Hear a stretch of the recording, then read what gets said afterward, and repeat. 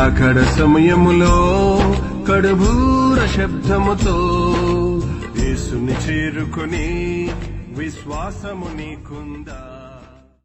ప్రియమైన దేవుని బిడ్డలారా, సంఘస్థుల నజరేయుడైన యేసుక్రీస్తు నామంలో మీ అందరికీ శుభాభివందనాలు తెలియజేస్తున్నాము. ఉదయకాలము పరిశుద్ధ దినములో మనం దేవుని ఆరాధించడానికి దేవుని సన్నిధిలో కూడి ఉండగా దేవుడి అత్యంత కృపను బట్టి మనం సజీవ లెక్కలో ఉంచినందుకు మొదటిగా దేవునికి స్తుతిస్తున్నాము. ఈ ఉదయకాలము దేవుని సేవకుల వర్తమానం మనం వినుచుండగా ప్రార్థనతో సిద్ధపడదాం. కొద్దిసేపు ప్రార్థన చేసుకుందాం. తలలు వంచి అందరము ప్రార్థన చేసుకుందాం. మహాపరిశుద్ధుడా, ప్రేమ కలిగిన నాయన, స్తుతులు స్తోత్రాలు చెల్లించుకుంటున్నామయ్యా. అయ్యా, దినములు ఎంతో చెడ్డవిగా ఉండగా సమయము పోనీక సద్వినియోగపరచుకోమన్నావయ్యా. పరిశుద్ధాత్ముడా, నీ ప్రేమకు వందనాలు. మమ్మల్ని సజీవ లెక్కలో ఉంచావయ్యా, వందనాలు.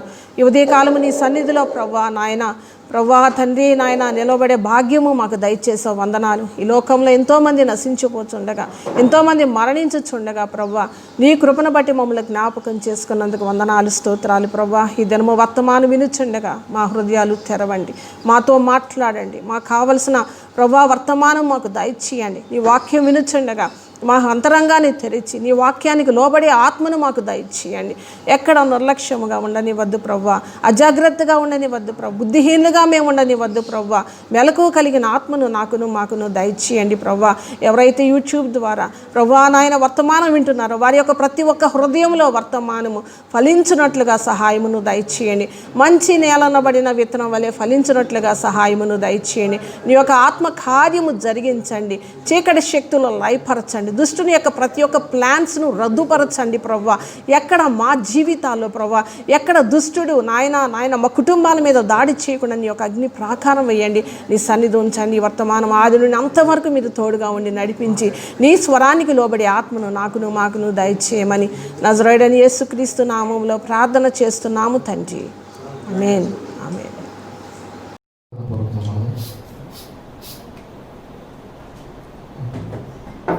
నూతన గీతం అనే పాడిద మనోహరుడ యేసయ్య అనే పాట పడుకుందాం. కొత్త పాటే వచ్చిన వారు నాతో కలిసి పాడండి. రాని వాళ్ళు దేవుని స్తుతిస్తూ ఆరాధిస్తూ పాడుతుంది.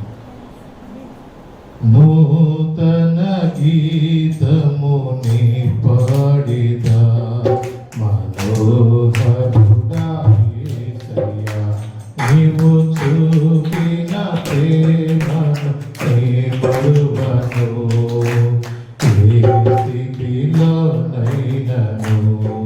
సమర్పణతో సేవించెదను నిన్నే.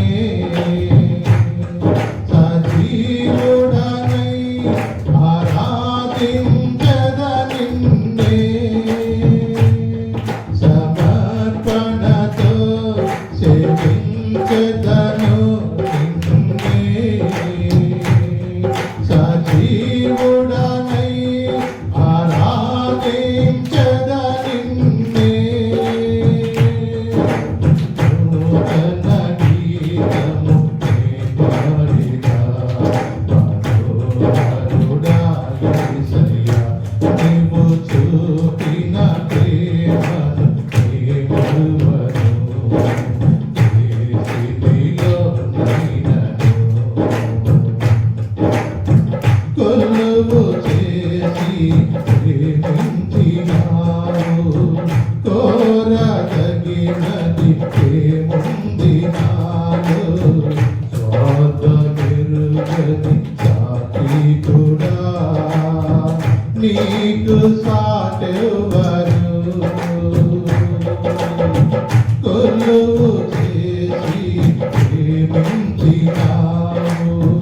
కోరదగినది ఏముంది నాలో, స్వార్థమెరుగని సాత్వికుడా, నీకు సాటెవరు. నీవే నా ప్రాణము, నిన్ను వీడి జీవించలేను.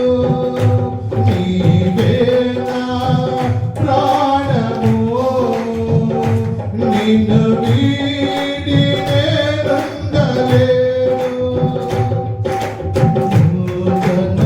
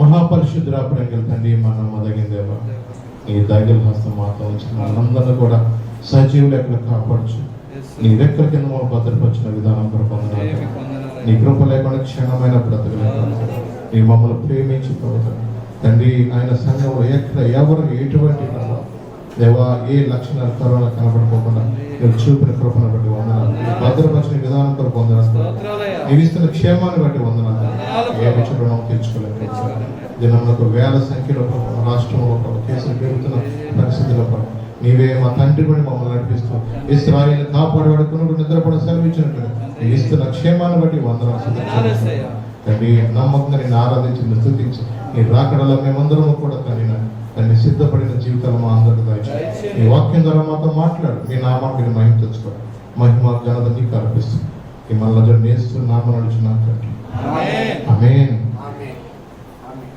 దయచేసి దేవుని వాక్యం చూసుకున్నాం మన ఉత్తరోత్తరులు చదివిన వాక్య భాగము 5వ అధ్యాయము మొదటి నుంచి 5వ వచనం చదువుతున్నాం. నేను చదువుతున్నాను. సహోదరులారా, ఆ కాలములను గూర్చియు ఆ సమయములను గూర్చియు మీకు రాయనక్కర్లేదు. రాత్రి వేళ దొంగ ఎలాగ వచ్చునో అలాగే ప్రభు దినం వచ్చునని మీకు బాగుగా తెలియను.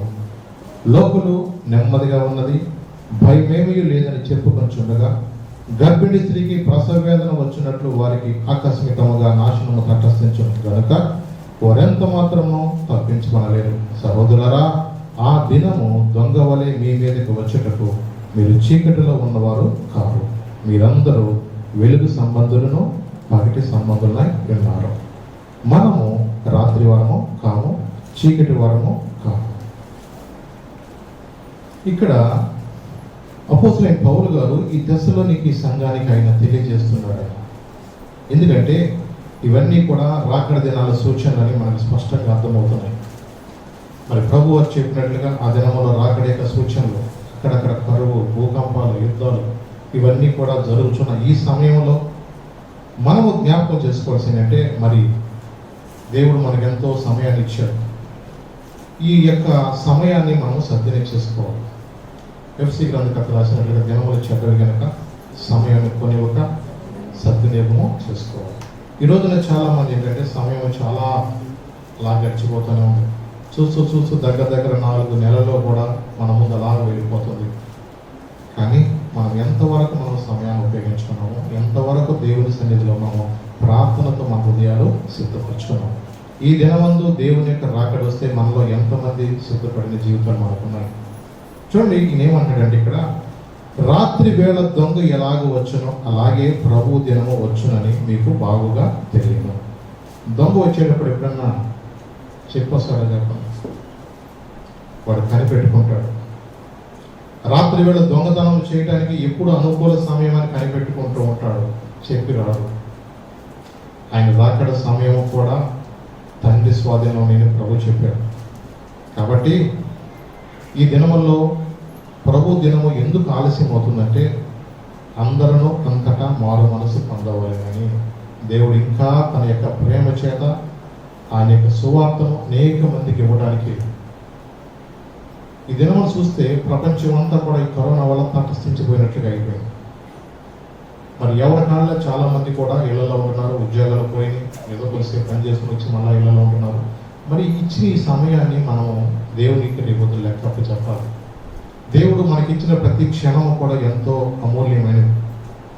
ఏదో జరిగిపోతుందిలే సమయం అలాగే అనుకుంటున్నాను, కానీ ఈ రోజున మనము ప్రతి దాన్ని బట్టి కూడా లెక్క అప్పు చెప్పాలి దేవుడికి. మనం అంటున్నాడు ఇక్కడ, రాత్రి వేళ దొంగ ఎలాగ వచ్చునో అలాగే ప్రభు దినం వచ్చునని మీకు బాగుగా తెలియను. లోకులు నెమ్మదిగా ఉన్నది, భయమేమీ లేదని చెప్పుకొచ్చుండగా గర్భిణీ స్త్రీకి ప్రసవ వేదన వచ్చినట్లు వారికి ఆకస్మికంగా నాశనం తప్పించిన కనుక వారెంత మాత్రమే కూడా తప్పించమనలేదు. అంటే లోకం నెమ్మదిగా ఉంది, మాకేం పర్వాలేదు, మేమంతా చాలా బాగానే ఉన్నాం, ఆర్థికంగా కూడా అన్ని మేము చక్కగా ఉన్నాము అని మనుషులు ఈ రోజున చాలా మంది మాకేం పరిస్థితులన్నీ బాగానే ఉన్నాయి అనుకుంటున్నారు. మనుషులు కూడా మాకేం రాలేదు, ఊరంతా ఎక్కడికి వచ్చినా మాకు మాత్రం జబ్బు రావట్లేదు, దేవుడు మా ఎంత ఉన్నాడు, మాతో ఉన్నాడులే, మాకేం భయం లేదు అనుకోవచ్చు. కొన్నిసార్లు ఏ క్షణం ఎలా ఉంటుందో మనకు తెలియదు. ఇదేమో మనం చూస్తుంటే చుట్టుపక్కల కూడా కేసులు బాగా విపరీతంగా పెరిగిపోతున్నాయి. చుట్టుపక్కల గ్రామాల్లో కూడా అనేకమైన కేసుల గురించి మనం వింటున్నాము. మరి ఇవన్నీ కూడా మనం వింటున్నప్పుడు మనము కూడా జాగ్రత్త పడాలి. దేని విషయంలో? ఆరోగ్య సూత్రాల విషయంలో కాదు. మనం జాగ్రత్త పడవలసింది దేనికంటే, నీవు నేను ఆయన రాకడలో ఎత్తపడాలంటే ఒకవేళ ఏ క్షణంలో అలాంటి గనక వ్యాధులు సంభవిస్తే, అనుకోని సంఘటనలు మన జీవితంలో కనుక వింటే కనుక మనం ఎక్కడ పెడతామో, దేవుడిచ్చిన సమయాన్ని మనము సద్వినియోగం చేసుకోవాలి. అందుకని ఆయన, సహోదరులారా, ఆ దినము దొంగ వలె మీ మీదకి వచ్చుటకు మీరు చీకటిలో ఉన్నవారు కారు. ఏమన్నాడు ఇక్కడ? మీరందరూ వెలుగు సంబంధులను పగటి సంబంధులై ఉన్నారు. అంటే మీరందరూ వెలుగు సంబంధులు అంటే ఎవరో చెప్పండి. వెలుగు అంటే ఎవరో? దేవుడు లోకమునకు వెలుగై ఉన్నాడు. మరి వెలుగు సంబంధం అంటే ఎవరో? ఎవరైతే దేవుని కలిగి ఉన్నారో, ఈ లోకంలో ఎవరైతే ప్రభు యొక్క బిడ్డలుగా ఉంటున్నారో వారందరూ కూడా ఎవరో? వెలుగు సంబంధులు. కాబట్టి మనము చీకటిలో ఉన్నవారం కాము. దేవుని యొక్క బిడ్డలుగా మనం ఉన్నప్పుడు, ఒక ఇశ్రాయేలుగా మనం ఉంటున్నప్పుడు, మనమందరం కూడా ఒక వెలుగు సంబంధి వలె అనేక మందికి వెలిగించేవారుగా మనం ఉండాలి. చూడండి, ఒక లైట్ వేసినప్పుడు చీకటి ఎలా వెళ్ళిపోతుందో, నీవు అనేక మందికి ఎలా ఉండాలంటే ఒక వెలిగించేవాడుగా ఉండాలి. అందుకని వెలిగించబడిన ప్రతి ఒక్కరు కూడా ఎలా ఉండాలా? దీపస్తంభం మీద పెట్టిన ఒక వెలుగు వలె అనేక మందికి వెలిగించేవారుగా ఉండాలి. దేవుడు నిన్ను నన్ను కూడా ఆయన వాక్యము చేత మనతో మాట్లాడుతున్నప్పుడు, ఆయన వాక్యము చేత మనం హెచ్చరిస్తున్నప్పుడు మనము కూడా ఎలా ఉండాలంటే అనేక మందికి వెలిగించేవారుగా ఉండాలంటే, ఈ లోకములో నీవు జీవిస్తున్నప్పుడు నీలో ఎంత మాత్రమో చీకటి ఉండకూడదు. నీలో ఎంత మాత్రము కూడా చీకటి కార్యాలు ఉండకూడదు. చీకటి మనుషులు ఎలా ఉంటారు? ఎంతసేపు వాళ్ళు లోక సంబంధంగా చీకటిలో ఉంటూ వాళ్ళు వ్యర్థమైన వాటిని వెతుకుతూ ఉంటారు. ఒకటి, నీవు దేవుని బిడ్డగా ఉంటున్నప్పుడు నీవు ఎప్పుడూ కూడా ఎలా ఉండాలంటే నువ్వు అనేక మందికి ఆశీర్వాదకరంగా ఉండాలి. నువ్వు అనేక మందికి దీవెనకరమైన బిడ్డగా, అనేక మంది కూడా చేతులెత్తి ప్రార్థించే బిడ్డగా నీవు ఉండాలి. చూడండి, నిజమే కదా. ఇంకేమంటాడంటే, మనము రాత్రి వారము కాము, చీకటి వారము కాము, కావున ఇతరుల వల్ల నిద్రపోక మెలకుగా ఉండి మత్తులము కాక ఇందుము. నిద్రపోవారు రాత్రి వేళ నిద్రపోవదురు, మత్తుగా ఉండువారు రాత్రి వేళ మత్తుగా ఉందరు. మనము పగటి వారమై ఉన్నాము గనుక మత్తులమై ఉండక విశ్వాస ప్రేమలను, కవచములను, రక్షణ, నిరీక్షణ, శిరస్త్రాణమును ధరించుకోవాలి. అంటే మనము మత్తులమై ఉండక, అంటే ఏ మత్తులో ఉంటున్నారు? ఈ రోజున లోకం అంతా కూడా త్రాగుడనే మత్తులో ఉండిపోతున్నారు. ఒకవేళ కొంతమంది స్త్రీ అనే మత్తులో ఉండిపోతున్నారు, కొంతమంది పురుషుడు అనే మత్తులో ఉండిపోతున్నారు, కొంతమంది పబ్జి అనే మత్తులో ఉండిపోతున్నారు, కొంతమంది ప్యాకెట్ అనే మత్తులో ఉండిపోతున్నారు. ఈ మత్తు అంతా ఏంటి? ఎప్పుడు వదులుద్దు వాళ్ళకి? నిద్రపోయినాడు మొహం మీద సన్నీళ్ళు కొడితే ఎట్లా లెగుస్తాడు. ఎందుకు లెగుస్తాడు? ఆడికి సన్నీళ్ళు కొట్టగానే మొహం మీద ఏమవుతుంది? ఎలర్ట్ అవుతూ ఉంటాడు. అలాగే ఇదేమన్నా వాక్యము నిన్ను వెలిగించటానికి, నువ్వు ఏ బంధకములో ఉండిపోయావో, ఏ మత్తులో ఉండిపోయావో, నీ మత్తు నుంచి విడిపించడానికే దేవుని వాక్యం నీ యొద్దకు వచ్చింది. ఆ వాక్యము ద్వారా నీతో నాతో దేవుడు స్పష్టంగా సూటిగా మాట్లాడుతున్నప్పుడు మనము ఏ స్థితిలో ఉన్నామో, ఒకవేళ ఆయన రాకడ దినాలు సమీపిస్తున్న ఈ దినాల్లో ఒకవేళ ఆయన ఈ దినమే దేవుని యొక్క రాకడ వస్తే మనం ఎక్కడుంటాం? నిన్న మొన్న కూడా శుక్రవారం దినాన నేను న్యూస్లో చూసింది ఏంటంటే, యానాం అనే ప్రాంతంలో ఒక టోర్నడో లాగా సుడిగాలు వచ్చేసింది. మరి ఎంతమంది మీరు న్యూస్లో చూసారో నాకైతే తెలియదు, కానీ టోర్నడోస్ సామాన్యంగా అవి అమెరికా అలాంటి ప్రాంతాల్లో ఎక్కువగా ఉంటాయి.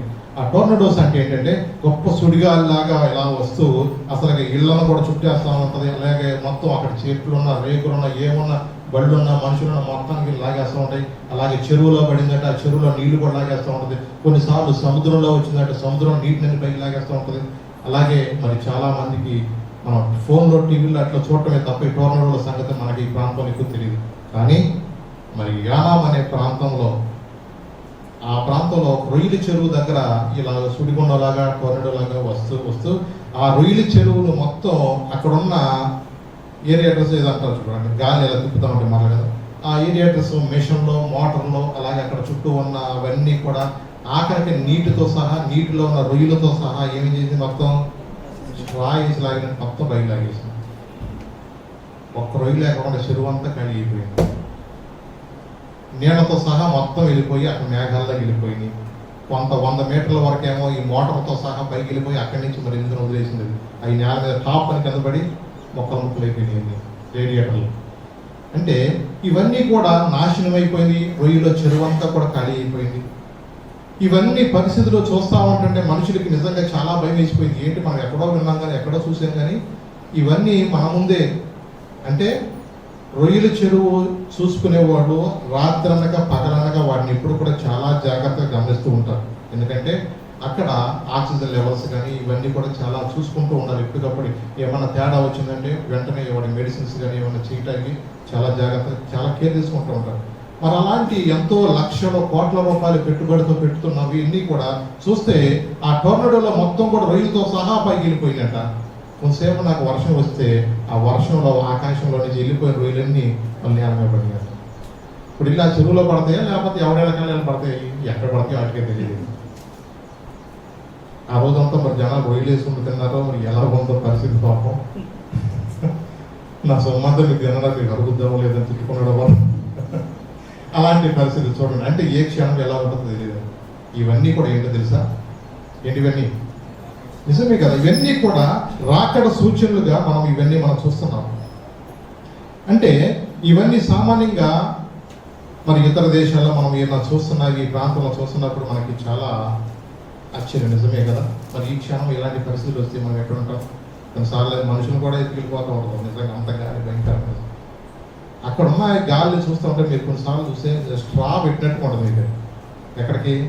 భూమి మీద నుంచి ఆకాశంలోకి ఒక స్ట్రా వేసినట్టే ఉంటుంది. మొత్తం కూడా ఎక్కడి నుంచి వెళ్ళిపోతాయి కొన్నిసార్లు. అందుకని అవి చాలామంది కూడా నమ్మరు. కానీ ఇవన్నీ కూడా ఇక్కడి నుంచి ఆకాశంలో నుంచి చేపలు గేపలు మొత్తం లాగా అవ్వరు. సముద్రంలో కూడా చేపలు కొట్టగిపోవాలి.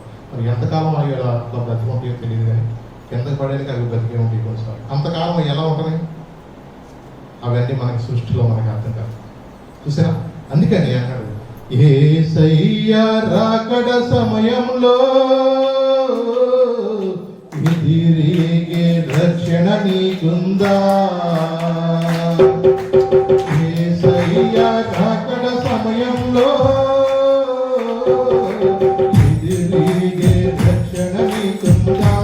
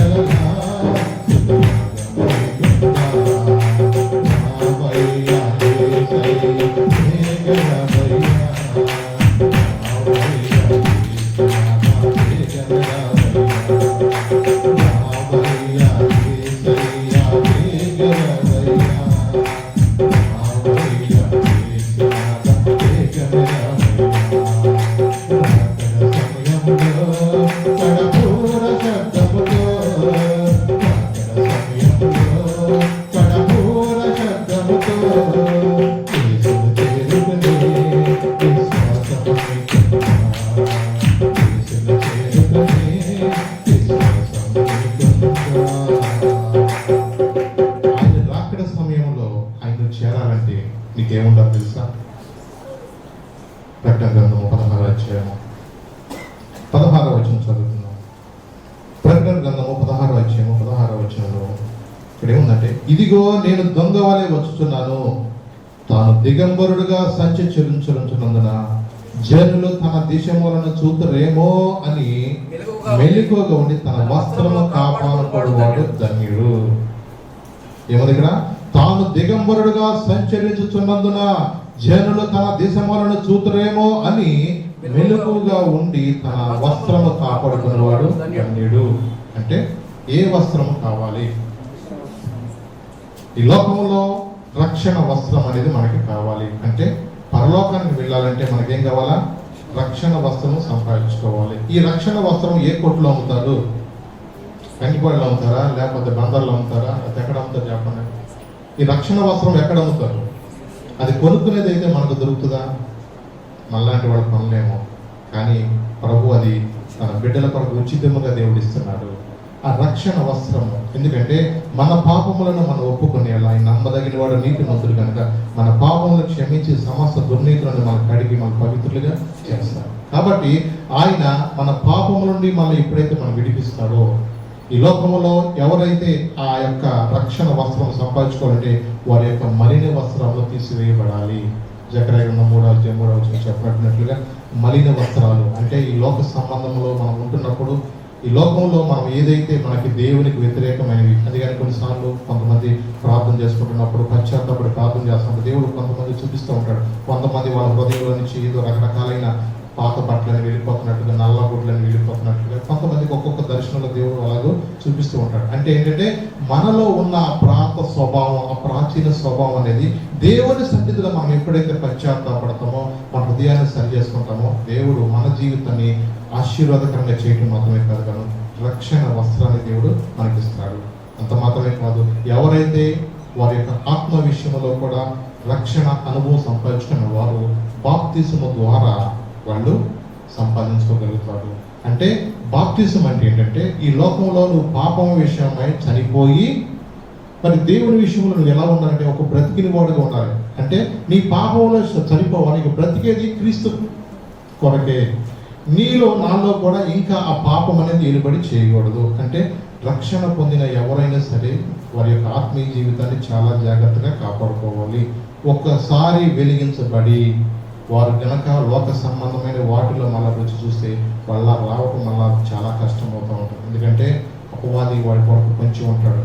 ఒకసారి వాళ్ళని విడిచిపెట్టిన ఈ దురాత్మ ఏం చేస్తుందంటే 7 ఆత్మలు రెడీగా దగ్గర పెట్టుకుంటుంది. ఎందుకు వీడు మళ్ళా నా దగ్గర రాకపోతాడా, ఎప్పటికైనా వీడికి నేను ట్రాప్ లేకపోతానా అని అనేక మంది ఏం చేస్తారంటే అపవాది వాడు రెడీగా కూర్చుంటాడు. అంటే నీవే బలహీనతనైతే నుంచి అయితే నువ్వు బయటకు వచ్చావో ఆ బలహీనత కలిగించిన స్పిరిట్ ఏం చేస్తుందంటే నీ కోసం అలా వేచి చూస్తూ ఉంటుంది. ఎప్పటికైనా వీడు నాకు దొరకపోతాడా, ఎప్పటికైనా వీడు పట్టుకోపోతాడా, ఈసారి నాకు బలం కావాలంటే ఏం చేయాలా చెప్పండి, నేను నలుగురు తెచ్చుకోవాలి అంట. 7 చీకటి ఆత్మలు ఏం చేసుకుంటుంది, అది దగ్గర రెడీ పెట్టుకుంటుంది. నా మాటలు కాదు, వాక్యంలో చెప్పబడిన మాటలు ఇవన్నీ కూడా. అంతకన్నా చెడ్డమైన 7 ఆత్మలు ఏం చేస్తుంది, వాడు దగ్గర పెట్టుకుంటాడు. నీ కొరకు ఎప్పుడైనా సరే నిన్ను ఎలాగైనా నాశనం చేయాలని, నిన్ను పరలోక రాజ్యాన్ని వెళ్ళకోకుండా అడ్డుకోవాలని వాడు ఎప్పుడు కూడా విశ్వ ప్రయత్నం చేస్తూ ఉంటాడు. చూడండి, మనలో చాలా జాగ్రత్తగా ఉంటాడు. ఎందుకంటే ఒక ఎగ్జాంపుల్ నేను చెప్తాను. ఏంటంటే మోషే ఐగుప్తులో ఉన్నప్పుడు అతను ఒక ఐగుప్తుడు ఏం చేస్తాడంటే హెబ్రీని కొడుతూ ఉంటాడు. ఈ పరిస్థితి అంతా కూడా చూసి హెబ్రీని పట్టుకుని ఐగుప్తుని కొడతాడని చూసి మనోడు అటు ఇటు కాంగా చూశాడు. చూసి ఏం చేశాడు, ఈ మావాడినే కొడతాడని చెప్పేసి, అతనికి రాజకుమారుడు కదా. ఇప్పుడు మోషే ఎక్కడున్నాడు, ఇప్పుడు రాజకుమారుడు ఉన్నాడు. రాజకుమారుడు అంటే ఏంటి, రాజు తెలుసుకుంటే దెబ్బలు కొద్దు అన్నట్టుగా బాయ్ ఎవడాడు ఇటు రారా అని చెప్పేసి అని పిలిపించి ఆయనకు వాయి తీయచ్చు, అధికారం ఉంది. కానీ లోపల ఏముంది, ఇది మావాడిని కొడతాడా అని అటు ఇటు చూశాడు. ఎందుకు చూశాడు, అటు ఇటు చూసి ఆయన కొట్టి చంపేశాడు. ఎవరిని, ఐగుప్తుని కొట్టి చంపేసి పాతేశాడు. ఎవడ చూడలేదు అనుకున్నాడు. ఎవడ చూడకుండా ఉంటాడా ఈ రోజున? చూడండి, ఎవడెవడు తెలుస్తుంది. కానీ ఇంకోడు అన్నాడు వచ్చి, బాయ్ వాడిని కొట్టి చంపేసి నాకు అది తెలవదా అన్నాడు. మనవాడు ఎక్కడికి వెళ్ళిపోయినప్పుడు అండర్ గ్రౌండ్కి వెళ్ళాల్సి వచ్చిన పరిస్థితి వచ్చింది. రాజసింహాసనం మీద ఉండవలసిన వ్యక్తి అండర్ గ్రౌండ్లోకి ఎందుకు వెళ్ళిపోయాడు, తను చేసిన పొరపాటు. అంటే ఆ తొందరపాటు అనేది అతని జీవితంలో అరణ్యాన్ని తీసుకెళ్ళిపోయింది.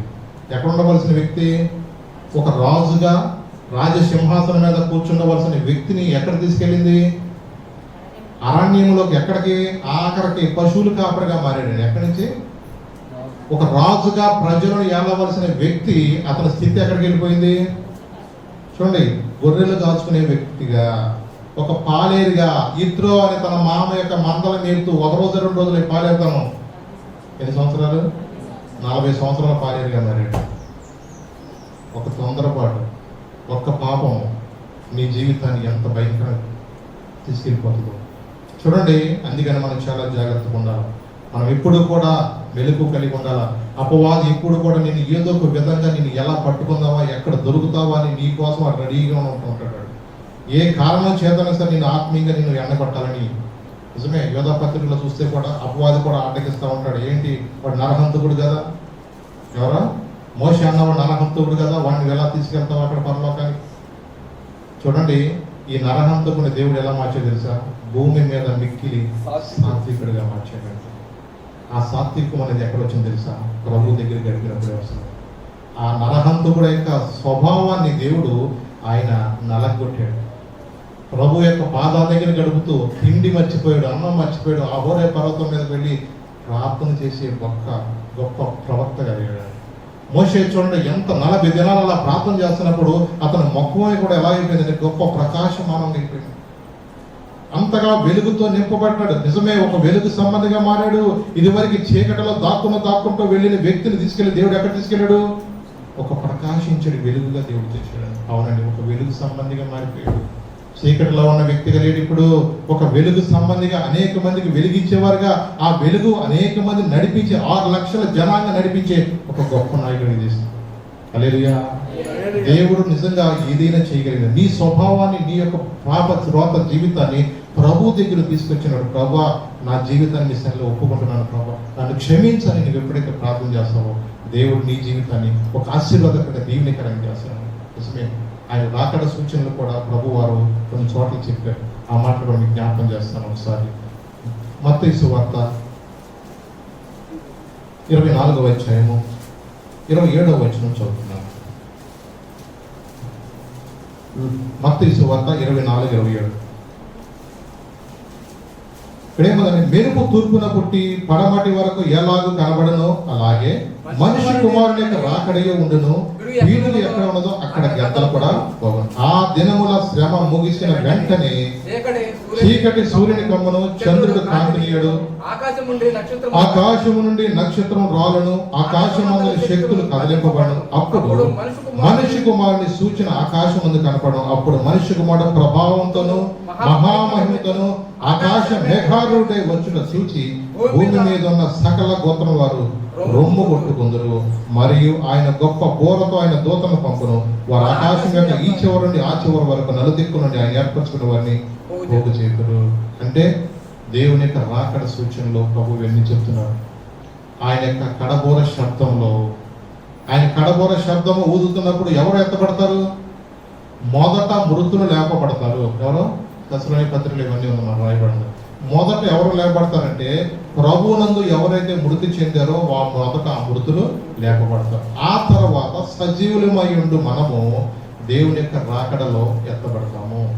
మరి ఎవరైతే రక్షణ వస్త్రము కలిగి ఉన్నారో, ఎవరైతే మారు మనసు అనుభవం బాప్తిసము ప్రభు బలలో పాల్గొన్నారో, మరి వాక్యం స్పష్టంగా చెప్తుంది. యోహాను సువార్తలో కూడా ఆయన నికోదేము అనే ఒక వ్యక్తి అడుగుతాడు, అయ్యా మరి తిరిగి జన్మించే అనుభవం అంటే ఏంటి, మళ్ళా తల్లి గర్భం నుంచి ఎలా పుట్టగలుగుతాడు, ఒక మనిషి ముసలోడైనాక మళ్ళీ తల్లి గర్భం ఎలాగ వెళ్తాడా అని చెప్తే ప్రభు అని చెప్తారు, ఒక ఆత్మ మూలముగాను ఒక నీటి మూలముగాను జన్మించింది పరలోక రాజ్యాన్ని స్వతంత్రించుకోలేదు.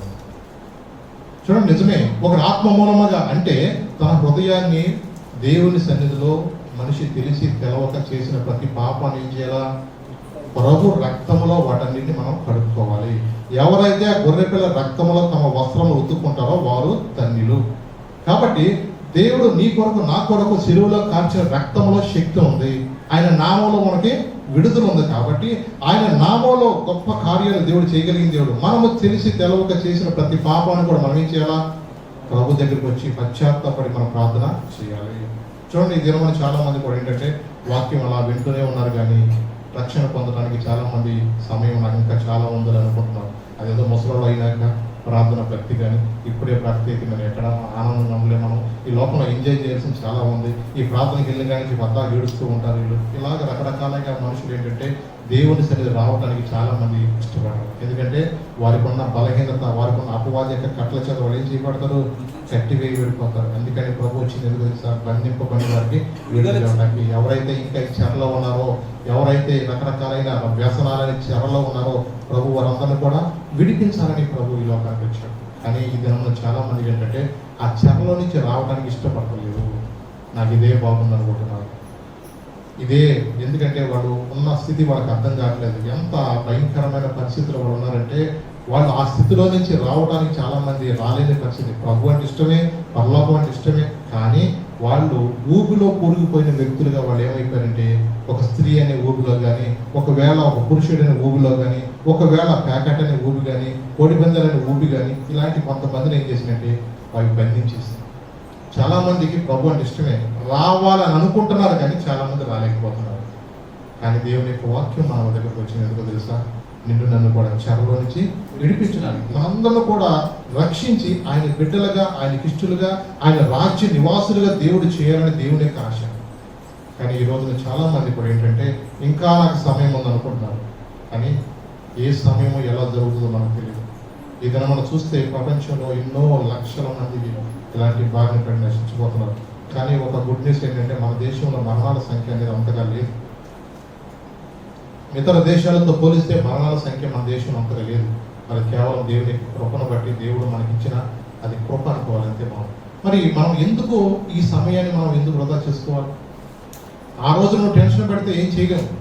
ఆ రోజున నువ్వు అలాగ భయపడి ఎలా వస్తుందో అర్థం కావట్లేదు. ఈ రోజున ఎలాగో ఎవరికి ఎలా వ్యాపిస్తుందో అర్థం కావట్లేదు. కానీ దేవుడు ప్రేమ కలిగిన దేవుడు, ఆయన యొక్క రాకడ సూచనలు మనకు ఎందుకు చెప్తున్నాడంటే ఇంకొక మాట మీకు జ్ఞాపకం చేస్తాను. లూకాసు వార్త 13వ అధ్యాయము 24వ వచనం కూడా చదువుతున్నాం. లూకాసు వార్త 13వ అధ్యాయము 24వ వచనం చదువుతున్నాను. ఆయన వారిని చూచి ఇరుకు ద్వారమున ప్రవేశింప పోరాడుడి, అనేకులు ప్రవేశింప చూతులు గాని వారి వలన కాదని మీతో చెప్పుచున్నాను. ఇంటి యజమానుడు లేచి తలుపు వేసిన తర్వాత మీరు వెలుపల నిలిచి తలుపు తట్టి అయ్యా మాకు తలుపు తీయమని చెప్పని ఆరంభించినప్పుడు ఆయన మీరు ఎక్కడ వాడో ఎరుగునని ఉత్తరము మీతో అందుకు మీరు నీ సముఖమందు మేము తిని త్రాగుచుంటేనే నీవు మా వీధుల్లో బోధించినవే అని చెప్పసాగారు. అప్పుడు ఆయన మీరు ఎక్కడ వారో మిమ్మల్ని ఎరుగునని మీతో చెప్పుచున్నాను. అక్రమం చేయి మీరందరూ నా యొద్ద నుండి తొలగిపోండి చెప్పాను. చూడండి ఇక్కడ ఏమన్నంటే ఇరుకు దూరమున ప్రవేశించడానికి పోరాడండి, అనేకులు ప్రవేశింప చూతురు కానీ వారి వలన కాదు. అంటే ఇరుకు మార్గములో అనేక మంది రావాలని అనుకుంటారు కానీ చాలా మంది రాలేరు. ఎంత మరి ఇలాగైతే ఎట్లాగండి, మరి ఎంత కష్టం అయితే ఎట్లాగండి. చూడండి ఈ దినమున ప్రభు యొక్క మాటలు ఏంటంటే ఆయన ఆజ్ఞలు ఆయన కట్టడాలు అనుసరించి నడుచుకోమంటున్నారు. ప్రభు ఏం చెప్పంటే ప్రయాసపడి భారం మోసుకున్న సమస్త జనులారా నా ఎదురు రండి, నేను మీకు విశ్రాంతిని ఇస్తానయ్యా, నా కాడి సులువయ్యా అంటున్నాడు. కానీ ఈ దినములో చాలా మందికి ఇప్పుడు బాగా చదివినోడికి పేపర్ ఏమంటాడు, ఈజీగా ఉంటాడు. చదవకుండా భర్త కొడుకుని ఆటలాడుకునేవాడు ఏమంటాడు, చాలా కష్టంగా ఉంది వాడు పేపర్ అంటాడు. అంటే ఏంటి అంటే బాగా చదువుకున్న వాడికి పేపర్ ఈజీగా ఉంటుంది, చదివాడు కాబట్టి. చదవనోడికి కష్టమే. అలాగే నువ్వు ఆత్మీయంగా నువ్వు ఎదిగిన వాడికి నీకు ఈ భక్తి జీవితం అనేది చాలా ఫ్రీగా ఉంటుంది. ఇదివరకు చూడండి కొన్నిసార్లు వీధి కుక్కను తీసుకొచ్చి నువ్వు కట్టేసావనుకోండి, బాగుంది పాపం దేవుడు సొంతలు అని చెప్పి నువ్వు కట్టేసావనుకోండి, కట్టేస్తే అది ఎలా ఉంటుంది, కియో కియో కియో అరుస్తూనే ఉంటుంది. ఎందుకు? అది మొన్నటిదాకా ఎక్కడ పెడతాక తిరిగి వచ్చిన కుక్క కాబట్టి వాళ్ళు దాన్ని కట్టేస్తుంది, దానికి ఏముండదు, ఇష్టపడదు. అంటే అది ఫ్రీ బర్డ్ లాగా ఉండాలి, నేను ఎప్పుడు ఆ ఇంటికి ఇంటికి తిరగాలి. ఒక చోట కట్టేటువంటి చాలా కష్టం. అలాగే ఆత్మీయ జీవితంలో కూడా ఆయన ఆజ్ఞలు ఆయన కట్టడలు అనుసరించి నడుచుకోవాలంటే చాలా మందికి ఏంటంటే అబ్బో కష్టం. అంటే అక్కడికి వెళ్ళకూడదంటారు, ఇక్కడికి వెళ్ళకూడదు, తినకూడదంటారు, ఇది తినకూడదంటారు. ఒకటి ఇది మనుషులకు అసాధ్యమేమో కానీ దేవుని సమస్తము సాధ్యం. ఈ దినముల్లో మనం చాలా జ్ఞానంగా ఉండాలి. దేవుని సన్నిధిలో మనం వచ్చినప్పుడు మనము ప్రభుని అడగాలి, ప్రభువా నీ మార్గంలో నువ్వు ఎలా నడిచావు, నన్ను కూడా నడిపించు ప్రభు. నిజమే కదా, పేతురు ఒక రోజున నీళ్ళలో మునిగిపోతున్నాడు. ఎప్పుడు చూసి పరిస్థితులన్నీ చూశాడు. అమ్మో ఇంత గాలిలో ఎలా నేనైనా అనుకున్నాడు, తను చూసుకున్నాడు. నిన్ను చూసుకోబాక ఎవరిని బట్టి నడవగలిగాడు, ప్రభు యొక్క మాటను బట్టి నడవగలిగాడు. ఆ సమయంలో మళ్ళా మునిగిపోతున్న పేతుని ప్రభు ఏం చేశాడు, చేయలేపాడు. ఈ లోకంలో మనం కూడా అంతే, ప్రభు ఆయన ఈ లోపల జయించాడు. ఎలా జయించాడంటే ప్రార్థన ద్వారా జయించాడు. నాతో చెప్పండి ఒకసారి, ఎలా జయించాడు? ప్రార్థన ద్వారా జయించాడు. అంటే పగలంతా కూడా ఆయన అనేక ప్రాంతాల్లో కూడా దేవుని యొక్క సువార్త ప్రకటిస్తూ ఉండేవాళ్ళు, అనేక అద్భుతాలు ఆశ్చర్యకాలు జరిగిస్తూ ఉంటాడు. ఈ కార్యాలు జరగడానికి కారణం ఏంటి తెలుసా? ఆయన రాత్రంతా కూడా ప్రార్థన చేసేవాడు. మన ఆత్మీయ జీవితంలో కూడా మనము నిలబడాలంటే, దేవుని రాకడలో మనం ఎత్తబడాలంటే మనమందరం కూడా ఆ ప్రార్థనా జీవితాన్ని మనం ఏం చేయాలా, కలిగి ఉండాలి. ప్రార్థన అంటే ఏంటి? దేవునితో మాట్లాడే అనుభవం. ప్రార్థన అంటే దేవునితో మాట్లాడే అనుభవము, దేవునితో సహవాసము. దేవునితో సహవాసము ఇప్పుడు మనం చేస్తున్నప్పుడు నీ ఆత్మీయ జీవితం కూడా ఎలా ఉంటుందంటే చాలా ధైర్యంగా ఉంటాను. ప్రార్థన ఏం చేస్తుంటే నీ యొక్క భక్తిని చాలా ధైర్యపరుస్తుంది. నువ్వు ఎక్కడికి వెళ్ళినా, ఏ ప్రాంతానికి వెళ్ళినా, ఏ స్థలంకి వెళ్ళినా అసలు ఏ విషయం భయపడవు. ఎందుకంటే నాతో ప్రభు ఉన్నారు, నాతో ప్రభు అన్నారు. నిజమే, నీతో ప్రభు ఉన్నప్పుడు నువ్వు ఏ విషయంలో భయపడవు. ఎక్కడికి వెళ్ళినా సరే చాలా ధైర్యంగా ఉంటావు. నువ్వు నీ మనసాక్షి యథార్థంగా ఉన్నప్పుడు నువ్వు ఏ విషయంలో భయపడవు. దేవుని ఎదుట నువ్వు ఏదైనా సరే, నీకు ఒకవేళ పిల్లడు జ్వరం వచ్చినా, ఎవరికైనా నీకైనా అనారోగ్యం వచ్చినా, ఏదొచ్చినా, ఒకటి జ్వరం వచ్చిందని ఈ రోజులు ఏమనుకున్నారు చెప్పండి, అమ్మో కరోనానేమో ఎందుకన్నా మంచిది, నా దగ్గర దూరంగా ఉన్న దగ్గర రాకండి, 2-3 రోజుల్లో చూద్దామని చెప్పేసి భయపడుతూ ఉంటారు. కానీ నీవు ఎప్పుడైతే ప్రభుని కలిగి ఉంటావో నీవు స్వతంత్రించుకుంటావు. ఎందుకంటే నీ ప్రక్కన 1000 మంది పడినాను, నీ కుడి ప్రక్కన 10,000 మంది పడినాను, అపాయం రాదండి. నిజమే కదా, దేవుని కృప చేత దేవుడు మనల్ని ఎంతగానో కాపాడాడు. మరి నేను అనుకుంటా కొన్నిసార్లు ప్రభా మరి సువార్త ప్రకటించడానికి మరి నా తోడు ఎవరిని ఇంకా సిద్ధపరచలేకపోయాను. అయినా నీ కృప చేత ఒక్కరోజు కూడా నన్ను మంచం మీద లేకోకుండా, ఒక జ్వరం కూడా రాకోకుండా ప్రతి వారం కూడా నీ బిడ్డలతో కలిసి ఆరాధించుకోవడానికి దేవుడు నాకు ఇచ్చిన ఆరోగ్యాన్ని బట్టి మనం ఏం చేయాలా? దేవుని స్తుతించాలా. దాని రహస్యం ఏంటి తెలుసా? నా భక్తి జీవితం కాదు, మీ అందరి యొక్క ప్రార్థన. మీ అందరి యొక్క ప్రార్థన. ఎందుకంటే ఇలా పత్రంలో కూడా చదువుతారు, సేవకుల కొరకు, సేవకుల కుటుంబం కొరకు. ఎందుకంటే వాక్యం ఏం చెప్పబడుతుంది? భూమి మీద ఇద్దరు ఏకీపించి వేటినైతే బంధిస్తారో వాటిని పరలోకంలో బంధిస్తారు. మరి నా కొరకు సంఘం అంతా కూడా ప్రార్థన చేస్తున్నప్పుడు నేను ఎక్కడికైనా వెళతాను. అవును, అందుకని పేతురు గారు చెరసాలలో పడుకున్నాడా లేకపోతే టెన్షన్ పెట్టడా? ఎక్కడ నిద్ర పెట్టింది ఆయనకి? ఎట్లాంటి ప్రార్థించే సంఘం ఉన్నప్పుడు కొడుకాక ఏం చేస్తాడు ఇక్కడ పేతురు గారు? అసలు గొరకబెట్టి నిద్రపోతున్నాడు పేతురు గారు. దేవదూత ఆ ప్రార్థన వెళ్ళాక అక్కడ దేవదూతను పంపించాడు దేవుడు. బాయ్ మనోడు మరీ మంచి గొర్రె తెస్తున్నాడు కానీ వెళ్ళేపురా అన్నాడు ఇక్కడికి. అప్పుడు చెరసాల్లోకి వెళ్ళిపోయి దేవదూత వచ్చి అబ్బాయి పేతురు లే మరీ గొర్రె పెట్టడానికి అని చెప్పేసి లేతే మనోడు నిద్రలోనే లేతాడు. కళ అనుకుంటాడు మనోడు, చక్కగా కళ అనుకుంటుంటే మరీ కళ్ళ ఉన్నాడు ఏగారు అని చెప్పేసి, అయ్యా నీ కండవ కింద ఉంది కొంచెం వేసుకోయ్యా కండవ, నీ చెప్పులు కూడా వదిలేసేవయ్యా. అయ్యా పేదలు గారు మర్చిపోయాయి, నీ చెప్పులు కూడా వేసుకోయ్యా. ఏం చెప్తారు? దేవదూతలు వచ్చి చెప్పులు వేయించారు, నీ కండవ వేయించారు, నీ దారి చూపుతారా? చక్కగా నిద్రలో నడుస్తున్నాడు అయ్యారు. ఎట్లా నిద్రలో అసలు నిద్ర వదులుతున్నా నాకు ఎంత రెస్ట్ దొరికింది అనుకుంటున్నాడు. ప్రభువా ఎంత రెస్ట్ ఇచ్చావు నాకు అని చక్కగా గొరక తీస్తుంటే అయ్యగారిని నిద్రలో కళ్ళ లేపినట్టు లేపి దేవదూత తీసుకెళ్తా ఉంటే గేట్లు ఆటోమేటిక్ అలా వెళ్ళిపోతా ఉంటాయి. ఆటోమేటిక్ గేట్లు వెళ్ళిపోతా ఉంటే ఆయనకి అర్థం కావట్లేదు. నిద్రలో ఏదో నడుతున్నాడు అనుకుంటారు కానీ ద్వారం నా కొరకు దేవుడు ఏర్పరిచాడని అర్థం కావట్లేదు. ఎక్కడి దాకా వెళ్ళాడు తెలుసా? తిన్నగా వెళ్ళిపోయి ఆ వీధి దాకా వెళ్ళిపోయినాక మనోడు నొప్పులు లేదు చూసుకున్నాడు. నేను ఎక్కడున్నాను? వీళ్ళందరూ ఏమైపోయారు? కావలి వారందరూ అక్కడే ఉన్నారు. కానీ దేవుడు క్షేమంగా తీసుకొచ్చాడు. ఎక్కడ తీసుకొచ్చాడు తెలుసా? ఎక్కడ తీసుకొచ్చాడు? ఏ స్థలములో అయితే ప్రార్థన చేస్తున్నాడో తన కోసము ఆ స్థలానికి దేవుడు మళ్ళా తీసుకొచ్చాడు. అవునండి, సంఘం యొక్క ప్రార్థన ఒక సేవకుడికి నిజంగా చాలా సపోర్ట్. అవునండి, ఇలాగ ప్రార్థన చేసే సంఘం అన్నప్పుడు సేవకుడు పాపం బలంగా వాడబడతాడు. ఎక్కడికైనా వస్తాడు. మళ్ళీ ఇంకొకసారి తీసుకెళ్ళారు, మళ్ళీ భయపడ్డా ఎందుకు నన్ను ఇడిపించాడు ఆయన ఉన్నాడు కానీ నాకెందుకు అని చెప్పేసి సువార్త ప్రకటించాడు. మళ్ళీ ఎక్కడికి వెళ్ళాడు? దాక్కుంటాకెళ్ళా సమాజ మందిరంలోకి వెళ్ళి సువార్త ప్రకటిస్తాడు. హల్లెలూయా. అవునండి, దేవుడు నీతో నాతో ఉన్నప్పుడు మనం ఎన్నడూ కూడా భయపడవసరం. అవునండి, సేవకుల కొరకు ప్రార్థన చేయడం కూడా ఒక ఆశీర్వాదం. ఎందుకు తెలుసా? నువ్వు సేవకుల కొరకు నీ చేతులు ఎత్తిపట్టినప్పుడు నీ కుటుంబంలో దైవం లేవనెత్తబోతున్నాడు. మెయిన్ అవునండి, నువ్వు ఏదైతే విత్తుతావో ఆ పంటనే వస్తావు. ప్రవక్త కొరకు నువ్వు ప్రార్థన చేసినప్పుడు, ప్రవక్త కొరకు నీవు ఏదైనా ఇచ్చినప్పుడు ఆ ప్రవక్త ఫలం అనేది నీవు పొందుతావు. అవునండి, సేవ కొరకు నువ్వు ఏది చేసినా, పరిచర్య కొరకు నువ్వు ఏది చేసినా దేవుడు నూరంతలుగా దేవుడు ఇచ్చేది. ఆయన అన్నాడు కూడా తన బిడ్డలను విడిచిపెట్టే దేవుడు కాదు. అవునండి, ఆయన ప్రభు చెప్పింది ఏంటంటే నా రాజ్యమును నా నీతిని మీరు మొదట వెతకండి, మీకు కావాల్సినన్నీ కూడా నేను మీకు ఇస్తాను. ఈ లోకంలో ఆయన రాకడలో మనం అందరం ఎత్తపడాలంటే మనకు కావాల్సింది ఏంటంటే రక్షణ వస్త్రము. ఒక్కొక్క మాట మీకు జ్ఞాపకం చేస్తాను. మత్తయి సువార్త 22వ అధ్యాయంలో ప్రభు వారు ఒక మాట చెప్తూ ఆయన ఏమన్నారంటే రక్షణ వస్త్రం గురించి చెప్తారు.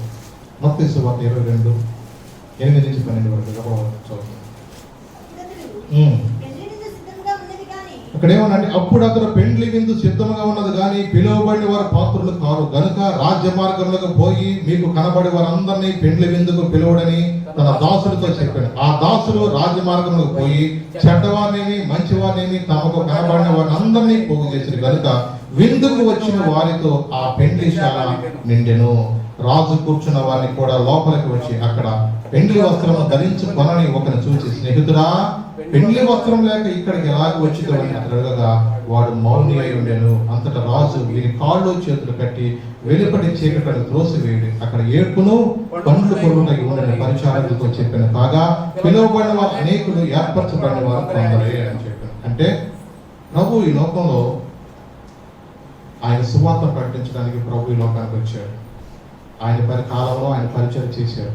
తర్వాత ఆయన శిష్యులైన పేతురు, యోహాను, యాకోబు వీరందరూ కూడా దేవుని యొక్క పరిచయం చేశారు. దేనికి?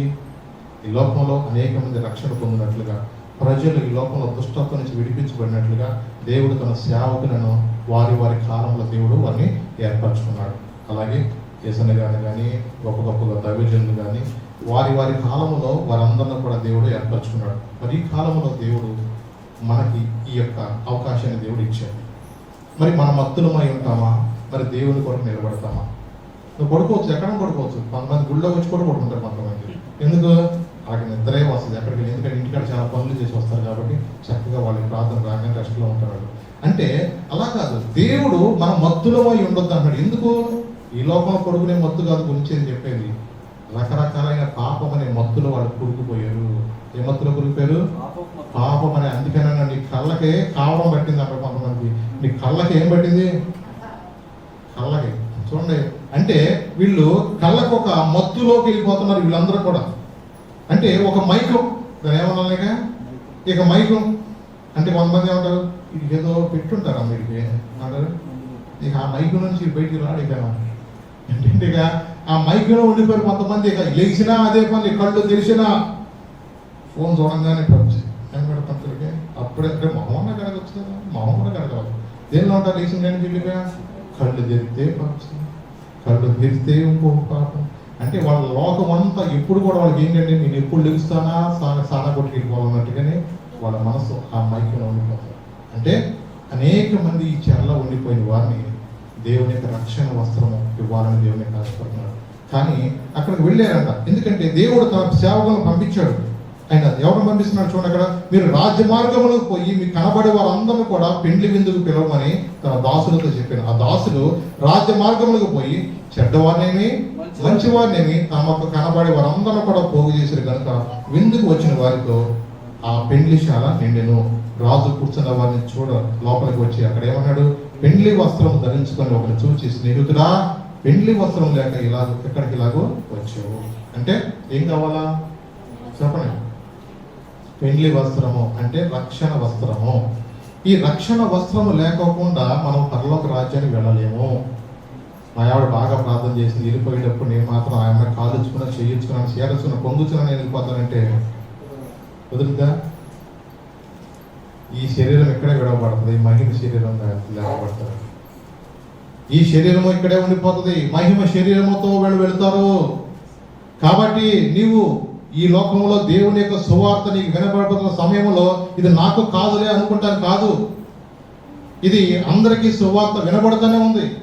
అందుకని ఆత్మ చెప్పు సంగతులు చెవి గలవాడు వినుడుగా కన్నారు. ఏం చెప్పాలా? ఆత్మ చెప్పు సంగతులు చెవి గలవాడు వినుడుగాక. అంటే ఈ రోజుల్లో లోక సవార్తలు వినడానికి చెవులు ఉంటున్నాయి కానీ దేవుని యొక్క వాక్యం వినడానికి చెవులు లేవు. వర్షం వచ్చింది అమ్మ, వాన వస్తే గుండె పోతే ఎలా హాస్పిటల్కి చెప్పండి. వర్షం వచ్చింది కదా అని చెప్పేసి మన ప్రార్థనకి సాకులు చెప్తున్నాము. అలాగే వర్షం వచ్చింది కదా అని చెప్పేసి ఏమో ఆటో లోపల తీసుకొచ్చి ఎక్కదాకా తడవకుండా ఆటో లోపలగా తీసుకొచ్చి, లేకపోతే నా దగ్గర తెలిసాను లోపల తీసుకెళ్ళి. ఎందుకు? అది 110 ఫోన్ చేయమో, కొత్త బళ్ళు వచ్చినాయి అమ్మ. ఇప్పుడు జగన్ గారికి ఫోన్ చేసి పంపుతాను, చాలా బళ్ళు కొత్తగా వచ్చినాయి కానీ ఓయ్య వచ్చేస్తాయి అమ్మా అని చెప్పి ఫోన్ చేయకపోయాడు. ఎందుకు? నీ ప్రాణం పోద్దని. అసలు నీ ప్రాణాలు ఎవరి చేతిలో ఉన్నాయి? దేవుని చేతిలో ఉన్నాయి. నిజమే, ఆ సంగతి మనం మర్చిపోకూడదు. ఆయన సెలవు లేకుండా ఒక తల వెంట్రుక కూడా నేల రాదు. తన ప్రాణాన్ని కాపాడుకునేవాడు దాన్ని పోగొట్టుకుంటాడు, తన కొరకు ప్రాణాన్ని ఇచ్చేవాడు ప్రాణాన్ని రక్షించుకుంటాడు. దేవుని కొరకు నువ్వు ఇంకా వాడు నొప్పులు కాళ్ళు నొప్పులు అని బద్దకిచ్చి నువ్వు దేవుని సరి రాకోకుండా ఇంటికాడ కొరక తీసి అలా కొడుకున్నావా? దాని లెక్క చెప్పాలి. ఒకటి, దేవుడు ఎన్నడూ కూడా తన బిడ్డలను విడిచిపెట్టే దేవుడు కాదు. ఆయన అన్నడు కూడా మనం దాటిపోయే దేవుడు కాదు. అంటే లోక సంబంధమైన అన్నిటిలోనే పాల్గొంటాము, దేవుని సన్నిధికి వచ్చాక మనం సాకులు వెతుక్కుంటాము. దేవుడికి అన్నీ తెలుసు, ఆయనకి తెలియదంటూ లేదు. ఈ లోకంలో అందరి హృదయాలు ఎరిగిన దేవుడు ఆయన, ఆకాశం నుండి ప్రతి ఒక్కరిని ఆయన చూస్తున్న దేవుడు. అందుకని ఈ లోకంలో ఉండగానే మనం ఏం కావాలంటే రక్షణ వస్త్రము. ఎందుకంటే రక్షణ వస్త్రం అనేది లేకుంటే నువ్వు ఎత్తబడలేవు. యెషయా ప్రవక్త ఒక మాట చెప్తాడు, ఆ మాట 61:10 చూడగలవా? యెషయా 61:10.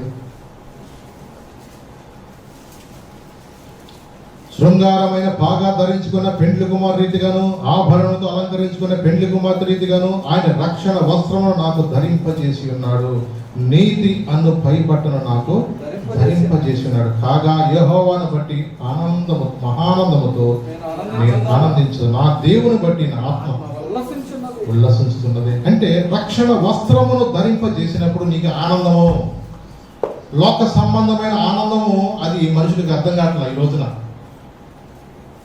ఈ లోకంలో మనుషులు రక్షణ వస్త్రం యొక్క విలువ తెలియట్లేదు. దేవుడిచ్చే రక్షణ వస్త్రము నీవు కలిగి ఉన్నప్పుడు, రేపొద్దున దేవుని ఎదుట నమ్మకంగా ఉన్నప్పుడు ఆయన ఎదుట నువ్వు ధైర్యంగా నిలబడతావు. లేకపోతే నువ్వు కొన్ని ఆత్మలు కూడా సంపాదించలేక ఈ లోకంలో ఉన్నప్పుడు నువ్వు అనేక మంది కూడా రక్షించబడి కూడా ఒక ఆత్మ కూడా నువ్వు చెప్పలేక అనేక మందికి నాకెందుకు లేనుకో నువ్వు ఎట్లాగే ఉన్నావనుకో, రేపొద్దు నువ్వు ఎత్తబడినప్పుడు కూడా నీ తోటి వాళ్ళు కూడా అనేక మంది ఆత్మల కొరకు ప్రార్థన చేసేవాళ్ళు ఉంటారు. అనేక ఆత్మల కొరకు ఒకసారి ఆటో డబ్బులు లేకపోతే ఆటో డబ్బులు ఇచ్చి వాళ్ళు తీసుకొచ్చి ఉంటారు. కొంతమంది కరపత్రాలు పంచేవాళ్ళు ఉంటారు. దేవుని కొరకు దేవుని సన్నిధిలో వాక్యాన్ని వాళ్ళు అనేక మంది మెసేజ్ రూపంలో పంపించేవాళ్ళు ఉంటారు.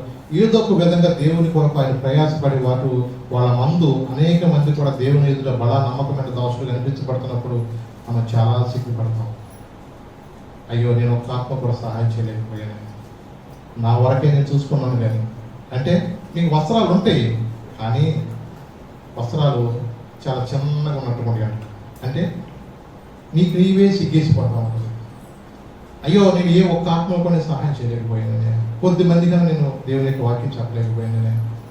చూడండి, దేవుడు ఇచ్చిన అవకాశాన్ని నేను సిద్ధం చేసుకోవాలి.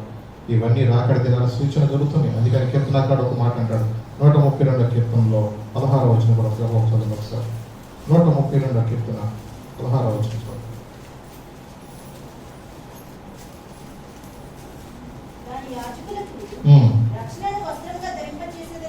దాని యాజకులకు రక్షణ వస్త్రము ధరింపజేసేదను, దానిలోని భక్తులు బిగ్గరగా ఆనందగానము చేసేదరు. దానిలోని యాజకులకు ఏమి సమయనా రక్షణ వస్త్రముగా ధరింపజేసి ఉన్నాడు. అవునండి, ఆ రక్షణ వస్త్రము నీలో ఆనందాన్ని ఇస్తుంది.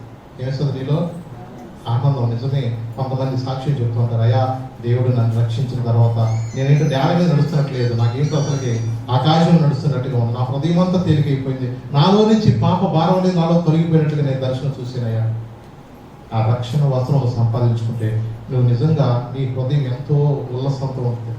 అంటే ఈ లోకంలో అందుకన్నాడు, యెహోవా ఉత్తముడని రుచి చూసి తెలుసుకోమన్నాడు. అంటే ఏంటంటే ఆ రక్షణ వస్త్రం అనుభవించిన వాడికి అర్థమవుతుంది. లోక సంబంధమైన మనుషులకు తెలియదు. ఒకవేళ నేను మామిడికాయ తిన్నానుకోండి, కాయ ఎట్లా చెప్పండి అన్నా అనుకోండి, ఏమంటారు, ఏమంటే తిన్నది మీరు కానీ మొదలెడతారంటే అన్నట్టు. చూడండి, ఒకటి ఆ అనుభవం అనేది మనం తెలుసుకోవాలి. ప్రభు దగ్గరికి వచ్చినప్పుడు వచ్చామా వెళ్ళామా కాదని, ఏదో పాస్టర్ గారి కోసం కనబడదామని, ఏదో మన వాక్యం ఆదివారం వెళ్ళాలిగా మనం వెళ్ళటం వల్ల దీనివల్ల కాదని. అప్పుడు అంటారంటే అందరూ, అయ్యా మేము అన్నీ చేసాం కదా, ఇందులో మనం చదువుకున్నాం కదా, ఎక్కడ ఇంటి యజమాని 13 అన్నాం, మేము అన్నీ చేసాం కదా.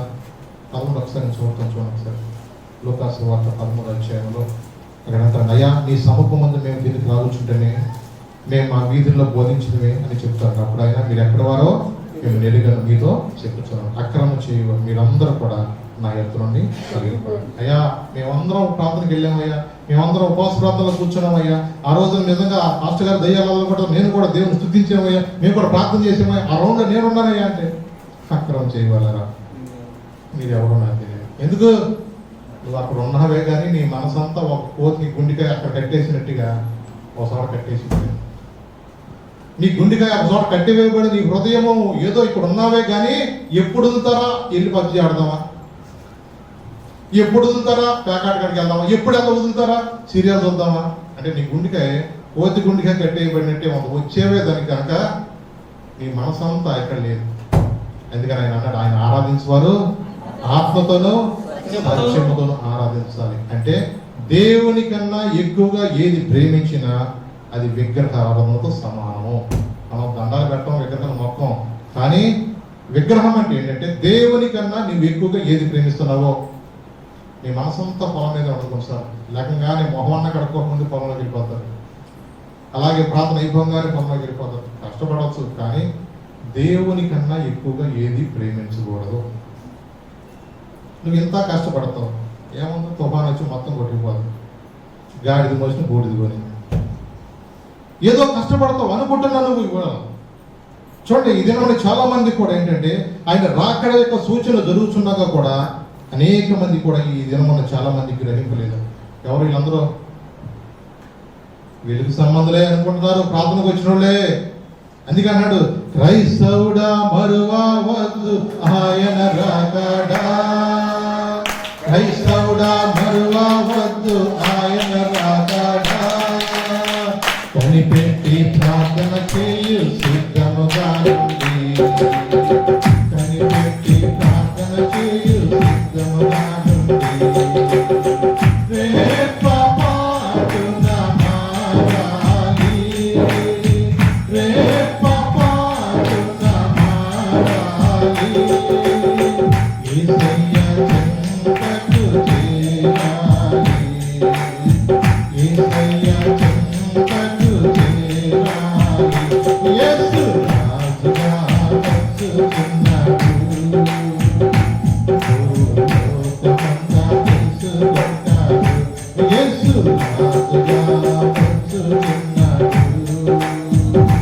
భూలోకమంతా తెలుసుకుంటాడు రవి రవి మేఘుడు రమ్యమైన దేవుడు రవి రవి మేఘుడు రమ్యమైన దేవుడు రారాజుగా వచ్చుచున్నాడు రారాజుగా వచ్చుచున్నాడు యేసు రాజుగా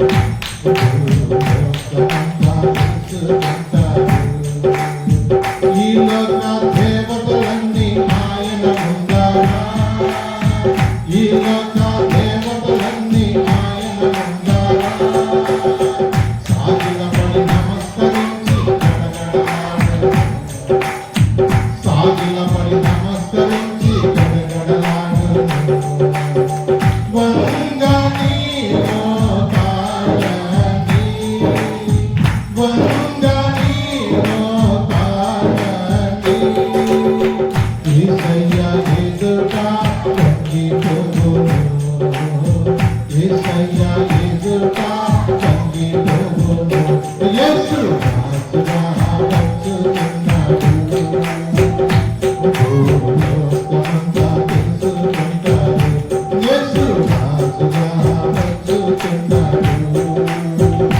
భూలోకమంతా తెలుసుకుంటాడు ఆయన రాకడ సమయంలో యేసు ఎలా వస్తుంది తెలుసా ఇంకా నీకోసం నా కుమారుడు అంటే రాడిక ఆయన కడబోర శబ్దంతో యోధా రాజసింహాలు వస్తారు ఆ సమయానికి ఎవరైతే రక్షణ వస్త్రము కలిగి ఉన్నారో ఎవరైతే మారు మనసును కలిగి ఉన్నారో ఎవరైతే బాప్తిస్మము ప్రభు బలలో పాల్గొంటున్నారో వారిని మాత్రమే తీసుకెళ్ళడానికి సిద్ధపరచబడిన సంఘము కొరకు ఎవరో సిద్ధపరచబడిన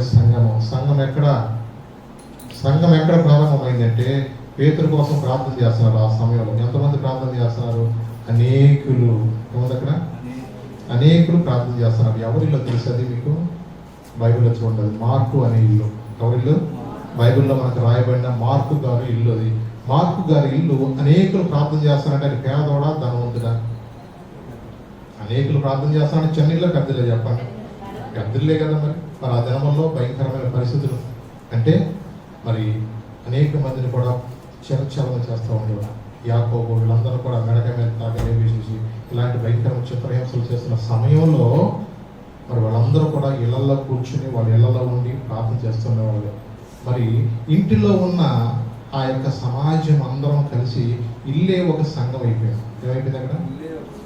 ఇల్లే ఒక సంఘం అయిపోయింది. మరి ఆ సంఘము అంటే సంఘాన్ని కొరకు సిద్ధపరచబడిన సంఘము కొరకు వధువు సంఘముగా ఎవరైతే సిద్ధపడ్డారో దేవుడు ఆ సంఘమును లేవనెత్తడానికి వధువు సంఘముగా ఎవరైతే సిద్ధపడ్డారో మరి మన గృహాలు ఎలా ఉండాలా? ఒక సంఘాలుగా ఉండాలి. ఎంత గొప్ప పెద్ద పెద్ద దైవజనులైనా సరే మరి ప్రారంభించిన పరిచర్య ఎలా ప్రారంభిస్తారు? మొట్టమొదటి గృహాల్లోనే ప్రారంభిస్తారు. ఎక్కడ చెప్పండి. మనం చిన్న చిన్నగా ఎవరు ప్రారంభించినా ఇంట్లో కలిసి ముగ్గురు నలుగురు కలిసి మనం ఏం చేస్తాం చెప్పండి. ఈ పరిచర్య కూడా ఇదివరకు రానక్కడ ఇంటి కూడా ఇది ఆ వరండాలో అక్కడ ఇంట్లో ప్రారంభమైన పరిచర్య. అలా ప్రజలు పెరిగినప్పుడు ఏమైంది? అయ్యా ఏదో ఒక స్థలం చూసుకోవాలా, స్థలంలో చిన్న మందిరం కట్టుకోవాలి. ప్రతి పరిచర్య గొప్ప గొప్ప దైవజనుడైన ప్రారంభించిన మొట్టమొదట ఇంటిలో ఉన్న సంఘము నుంచే ప్రారంభించబడింది. ఈరోజు లక్షల మంది ప్రజలు వచ్చారంటే అది కారణం ఏంటి తెలుసా? ఆ ఇంటిలో ప్రారంభమైన సువార్త. అలాగే మన ఇల్లు కూడా ఎలా ఉండాలా? సువార్తను పంచే సంఘాలుగా మనం ఉండాలి. అనేక మందికి సువార్త ప్రకటించే సంఘాలుగా ఉండాలని దేవుడి యొక్క ఆశ. అవునండి. మన ఇళ్లలో ఏముండాలి తెలుసా? దేవుని యొక్క పరిచయం జరగాలి. అవునండి. ఈ లోకంలో చాలా మంది ఏంటంటే లోకంలోనే ఇంకా లోక పరిస్థితుల్లోనే ఉంటున్నారు తప్ప దేవుని సన్నిధిలో చాలా మంది ప్రార్థన చేయలేకపోతున్నారు. సమయం అయిపోయింది, ముగిస్తాను. ప్రకటన గ్రంథంలో కూడా ఒక మాట నేను ముగిస్తాను. 7వ అధ్యాయం చూడండి, 9వ వచనం చదువుదాం. ప్రకటన గ్రంథం 7వ అధ్యాయం 9వ వచనం చదువుతున్నాను, 9-10. అటు తర్వాత నేను చూడగా, ఇదిగో ప్రతి జనములో నుండి, ప్రతి వంశములో నుండి, ప్రజల్లో నుండి, ఆయా భాషలు మాట్లాడే వాళ్ళ నుండి వచ్చి ఎవడను లెక్కింపజాలని యొక్క గొప్ప సమూహం కనపడను. వారు తెల్లని వస్త్రం ధరించుకున్న వారై ఖర్జూరపు మట్టల చేత పట్టుకుని సింహాసనం ఎదుటను గొర్రెపిల్ల ఎదుటను నిలబడి ఉన్నారు. సింహాసనుడైన మా దేవునికి గొర్రెపిల్లకును మా రక్షణకై స్తోత్రమని మహాశబ్దముతో ఎలిగెత్తి చెప్పిరి. దేని కొరకు ఎలిగెత్తి చెప్తున్నారు? మా రక్షణ కొరకై. దేని కొరకు? మహాశబ్దముతో. అయ్యా నీవు ఇచ్చిన రక్షణ కొరకు దేవుని చెప్తున్నారు. స్తోత్రం, స్తోత్రం, స్తోత్రం. అవునండి, పరిశుద్ధులతో కలిసి దేవుని స్తుతిస్తూ, అయ్యా నీవు మాకు ఇచ్చిన రక్షణ కొరకై. రక్షణ లేని వారు భయంకరమైన నరకాగ్నిలోకి వెళ్ళవలసి వస్తుంది. ఆ నరకాగ్ని నుంచి తప్పించబడాలంటే ఈ లోకంలో మనం ఉన్నాగా ఏం చేయాలి తెలుసా? రక్షణ వస్త్రం లేకుండా. పెండ్లి కుమారుడు అంటే వచ్చినప్పుడు అంటున్నాడు కదా, అయ్యా రక్షణ వస్త్రం అంటే పెండ్లి వస్త్రం లేకుండా వివాహానికి ఎలా వచ్చారు మీరు? ప్రార్థనకు వచ్చిన ఒక డ్రెస్సులు ఉంటుంది, వివాహానికి ఒకలాగా ఉంటుంది, మంచి తయారవుతూ ఉంటారు. అంటే రకరకాలు. అంటే ఎక్కడికి వెళ్ళాలి మనం? పరలోక రాజ్యానికి వెళ్ళాలంటే ఏం కావాలి నీకు చెప్పండి. ఇప్పుడు ఏదైనా నీకు ఎక్కడికి వెళ్ళాలంటే టికెట్ ఉందని అడుగుతూ ఉంటారు. బస్ ఎక్కేవాడు ఏం కావాలి నీకు?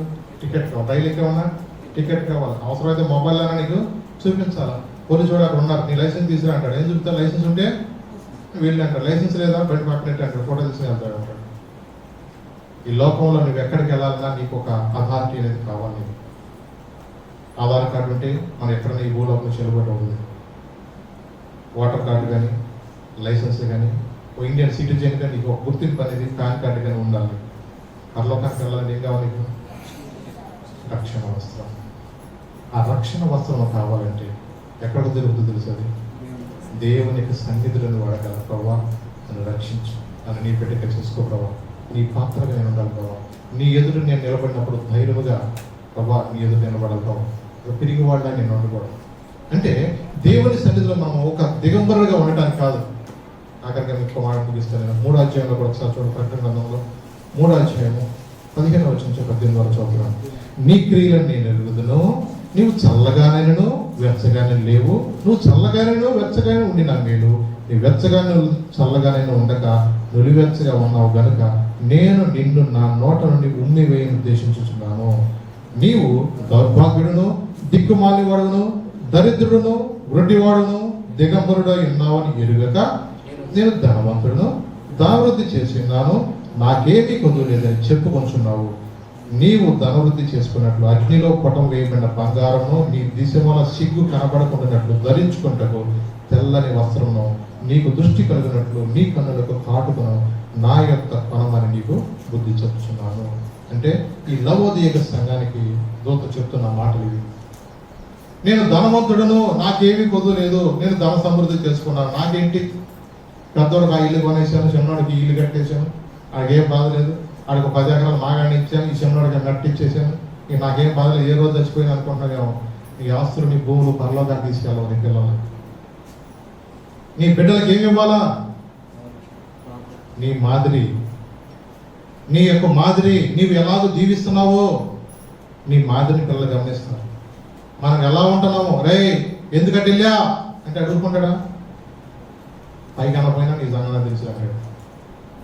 అంటే ఏంటంటే మనం ఎలా జీవిస్తున్నామో మన పిల్లలు చాలా జాగ్రత్తగా గమనిస్తారు. అద్దాక ఫోన్ తింటరా అన్నావు అనుకో, నువ్వు చూస్తలేదు అంటే నువ్వు చూస్తలేదంటే పైకి అనపోయినా ఆడికి చెప్పడానికి మనకేముండాలా?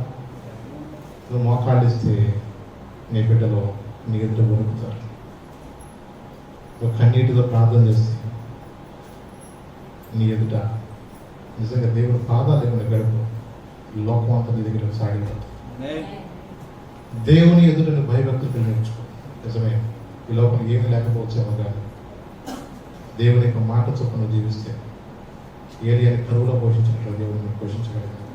ఈ లోకంలో ఎలా పరిస్థితి చూడబాక, మనుషులు ఎప్పుడు చూడబాక, వాళ్ళు ఎలా ఉన్నారు, వీళ్ళు ఎలా ఉన్నా చూడబాక, ఆయన రాకడలో నీవు ఎత్తబడాలంటే అనుకుంటుంది లోకం మౌనంగా ఉందగా నాకు ఏం బాధ లేదు, అన్ని బాగా ఉండాలి, అన్ని పరిస్థితులు బాగా ఉండాలి అనుకోవచ్చు. ఏ రోజు గుండె జబ్బు వస్తుందో మనకు తెలియదు, ఏ రోజు కరోనా వస్తుందో మనకు తెలియదు, ఏ రోజు పరిస్థితులు కారుమూలవుతాయి మనకు తెలియదు, ఏ రోజున అగ్ని ఉప్పు అంటే కూడా తెలియదు. వాళ్ళు చూస్తున్న పరిస్థితులన్నీ కూడా ఏది ఊహించిన సంఘటనలు వింటున్నాం. యాకోబు అసలు రేపేం సంబంధించిన మీకు తెలియదు, మీకు ఇంతలో ఉండి అంతలో ఆవిరి వారు కాదు. నిజమే, మన జీవితాలు అల్పమైన జీవితాలు మనం గమనించుకోవాలి, చాలా జాగ్రత్తగా గమనించుకోవాలి. ఈ రాకడ సూచనలో మనం చూసుకోవాల్సిందండి, రక్షణ వస్త్రం నీకుందా? ఏముంది? రక్షణ వస్త్రం సంపాదించుకున్నావా? ఆ రక్షణ వస్త్రము నీవు సంపాదించుకోవడానికి దేవుడు నీకు ఈ సమయం అంతా ఇచ్చాడు. ఈ దగ్గర 4 నెలలు కూడా దేవుడు మనకి ఎందుకు ఈ సమయం ఇచ్చాడంటే ఆయన ఒక ఉద్దేశంతో. ఆయన సెలవు లేకుండా ఏది జరగదు. ఇంకా నీకు సమయం కావాలా? దేవుడు ఇచ్చిన సమయాన్ని సద్వినియోగం చేసుకోవాలి. రేపొద్దున మళ్ళీ బిజీ అయిపోవచ్చు. నీకు ఒకవేళ రేపు స్కూల్స్ కూడా ఆదివారం కూడా లేకపోతే నీకు కంటిన్యూగా రేపొద్దున పెట్టొచ్చాము. మనకు దానికి సెలవులు ఇచ్చేవాడి టైం డేట్లు సరిపోవు, రోజులు సరిపోవు అని చెప్పేసి ఆదివారం రాత్రులు కూడా చెప్తారు పాఠాలు ఏమన్నా. మరి ఎలా ఉంటుందో పరిస్థితి మనకు తెలియదు. ఒకటి, దేవుడు ఇచ్చిన సమయం మనం సద్వినియోగం చేసుకోవాలి. ఆ రక్షణ వస్త్రం నీకు కావాలంటే ఇచ్చిన సమయాన్ని సద్వినియోగం చేసుకున్నాం. లేచి నిలబడతాం, చిన్న ప్రార్థన చేసుకున్నాం. ప్రభుత్వం చెప్తాం, ప్రభా నా జీవితం మీ చేతులు అప్పగిస్తున్నాను ప్రభా. అయ్యా మెలుగుకుండే జ్ఞానం నాకు దయచేయండి. ఆ రక్షణ వస్త్రాన్ని ప్రభా అయినా నాకు దయచేయ ప్రభా. ఇంకా ఎంతో మంది ప్రభా చీకటి సముద్రంలో ఉంటున్న ఈ దినాల్లో ప్రభా నీ సన్నిధికి వచ్చి కూడా నేను ప్రభా చీకటి వ్యక్తిగా ఉంటాను కదా. నువ్వు ఒక వెలుగు సంబంధి వలె ఉండాలయ్యా. ఒక వెలుగు సంబంధి అనేక మంది వెలిగించే వ్యక్తిగా ఉంటాడు ప్రభా. ఆయన నీ బిడ్డగా నీ చిత్తము చేస్తూ నీ కొరకు బ్రతకడానికి సహాయం చేయాలి. చిన్న ప్రార్థన చేసుకున్నాం. మీ హృదయాలు దేవుడికి అప్పగించు ప్రభా. నా జీవితం నీ చేతిలో పెడుతున్నాను ప్రభా. నన్ను దాటిపోవద్దు ప్రభా. నన్ను క్షమించు ప్రభా. అండి ఈ కృపలో కూడా మేమేమీ చేయలేము. ఎంతో మంది ప్రభా మరి సన్నిధిలో గడపలేకపోతున్నారు. మరి ఎంతో మంది ప్రభా మరి కరోనా టైంలో భయంతో ప్రజలు ప్రభా రాలేని పరిస్థితులు ఉంటున్నారయ్యా. మరి యూట్యూబ్ వర్తమానం ద్వారా ప్రభా కొంతమంది వాక్యం వింటున్నారు ప్రభా. నీవే ప్రభా వర్తమానం ద్వారా వారితో మాట్లాడు ప్రభా. వారి హృదయాలు ఎరిగింది, వారి అంతరంగాలు ఎరిగింది ప్రభా. తండ్రి వారిని ప్రభా నీవే కృప చూపించి ఆశీర్వించి వారి కూడా బలపరచు ప్రభా. తండ్రి నీ వాక్యం వెళ్ళడంతో వెలుగు కలుగుతుంది ప్రభా. నిజమే ప్రభా. మార్పు గారి ఇల్లు ప్రభా అలా ప్రార్థన చేస్తున్నప్పుడు వాళ్ళ ఆసక్తితో ప్రార్థన చేస్తున్నప్పుడు పేతులు చెరసాలలో ఉన్నప్పుడు సంఖ్యలు కూడా విడిపించిన దేవుడు ప్రభా. మా గృహాలు కూడా ఒక సంఘాలుగా తయారవ్వాలయ్యా. మా గృహాలు కూడా ప్రభా ఒక ఆయన అనేక మందికి దీవెనికరమైన ప్రభా సంఘాలుగా ఉండాలి ప్రభా. ఎత్తబడే సంఘాలుగా మా గృహాలు ఉండాలి. మమ్మల్ని లేవనెత్తను బలపరచు ప్రభా. పరిశుద్ధుడానికి వందనాలు ప్రభా. తండ్రి నాయన ఎక్కడ ప్రభా తండ్రి నాయన అయ్యా నాకేంటి లేదండి ప్రభా నాయన ధన వృద్ధి చేసుకున్నా నాకేమీ పొద్దు లేదనుకునే మనసు మాలను తీసివే ప్రభా. తండ్రి నీకు సిగ్గు కలిగినట్లుగా అయ్యా ధరించుకోవడం తెల్లని వస్త్రము నీకు దృష్టి కలిగినట్లు కనులు కాటుకున్న నా యొక్క పరమని బుద్ధి చెప్పుతున్నాను వాక్యం చెప్తుంది ప్రభా. నిజమే ప్రభా. ఈ లోకంలో మనుషులు ప్రభా తండ్రి నాయన గుడ్డి వారిగా తడవలాడుతున్నారు ప్రభా. ఇంకనూ ప్రభా నాయన మత్తులమై ఉంటున్నారు ప్రభా. అనేక రకరకాలైన ప్రభా తండ్రి నాయన బానిసత్వంలో కట్టివేయబడిన పరిస్థితుల్లో ప్రజలు ప్రభా విడిపించగలిగి నేను ఒక్కడే ప్రభా. తండ్రి నీ కృపలో మమ్మల్ని అందరూ జ్ఞాపకం చేసుకున్నావా. నేను వాక్యం మా హృదయంలో ఫలింపు చేయండి. అనేక మంది దేవునికర ఆశీర్వాదకరంగా మా జీవితంలో సహాయం చేయాలి. తండ్రి నీ సంగతి ఇంకను మాతో వచ్చి నీ నామం రాయించుకోమని నీ దాసుని నాకు ప్రార్థన అర్పించమని ఈ మానవులందరినీ యేసు నామం నుంచి నా తండ్రి ఆమేన్. మన తండ్రి అయిన దేవుని ప్రేమ కుమారుని యొక్క కృప పరిశుద్ధాత్మ అన్యోన్య సహవాసం ఇప్పుడు ఎల్లప్పుడూ రాకడ పర్యంతం రక్షణ అవసరం కలిగి ఆయన ఎదురు ధైర్యంతో బలా నమ్మకమైన దాసులుగా నిలబడే ధైర్యము ఇక్కడ చేరిన మనకు యూట్యూబ్ వర్తమానం ప్రతి బిడ్డకి ప్రభువే దయచేయను కాక. ఆమేన్. అందరూ వందనాలు. దేవుడు దీవించుగాక.